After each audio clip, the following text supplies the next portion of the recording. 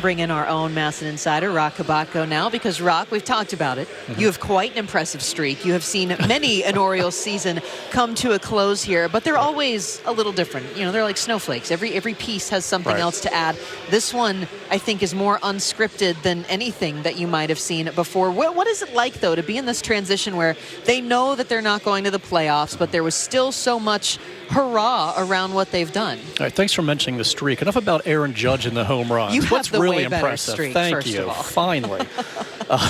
Is this our fireside chat? Because we could use one right now and stay warm. I mean, you've got the fireside sweater. The sweater game's getting worse each day. With a Judgian streak. I apologize for the bad sweater game. Yeah, this is definitely different from what I've been used to, obviously, during the losing seasons and through the rebuild. It was really more about, okay, some personal gains here, try to leave healthy, here's your plan, take it home, and guys are, thinking about booking their flights way in advance. This has been different because they've been in contention until 5 games were left. We haven't seen that in a while.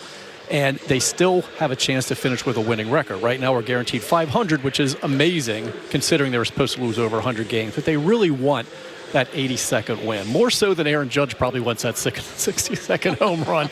So they do have something to play for, which, going back to Judge, is why maybe you don't just tee up the ball for him and say, let him have his moment. They're trying to win games here. They want to finish strong.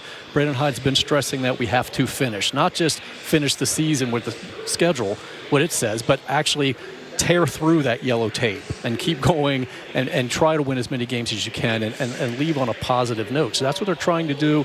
And then guys will take their plans respectively home and work on the different things after they recover.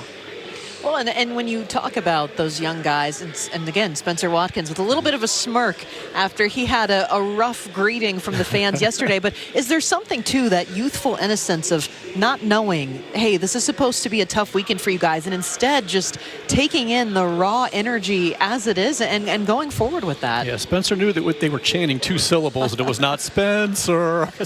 We checked on it. He's like, oh, I figured out what it was. And, he understands it and everybody understands, but I think the Orioles appreciate, first of all, what Judge said afterward. It's not easy on the pitchers either. And Brandon Hyde has said they were a little nervous out there. Austin Voth a little bit, and Watkins and all these other guys, because they're trying to pitch to him. They're trying to challenge him. And every time you miss a little bit, you're getting booed and an obscene chant. And they're just trying to get this guy out. They're not intentionally walking him every time. It's just not that easy to do. But I think overall they are kind of appreciating. This is like a playoff atmosphere.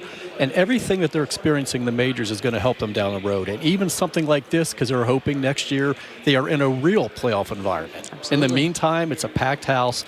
It's Yankee Stadium. It's always a tough place to play anyway for an opponent. It's always intimidating anyway.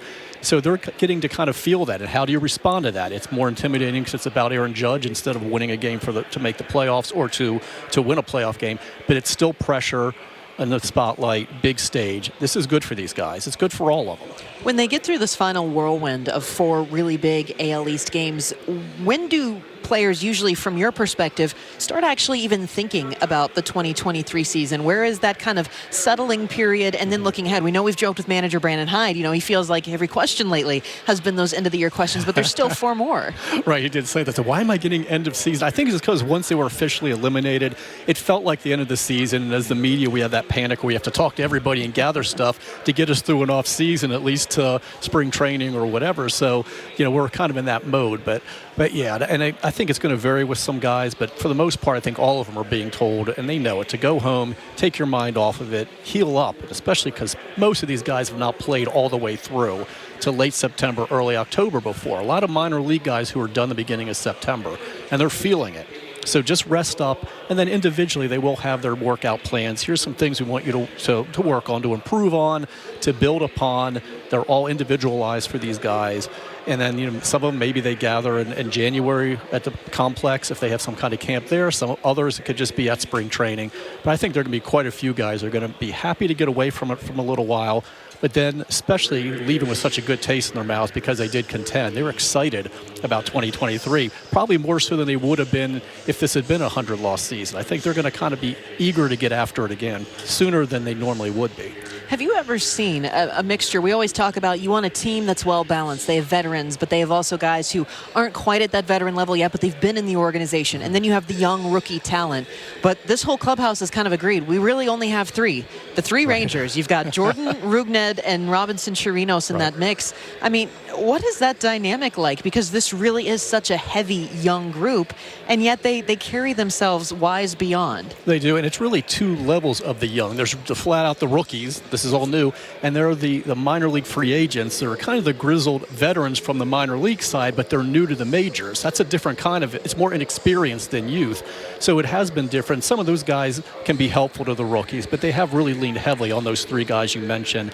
And if they're not back, and we don't know if it's going to be one back, if it's going to be two or none of them, then who picks up that mantle? And I think Anthony Santander would be a logical guy. He's been around a long time since he was a Rule 5 pick, and maybe a few other guys as well, but they're probably going to have to bring in some veterans because they're so valuable. Absolutely, and we've seen that pay dividends this year for these guys. Roch, thanks as always. Sure.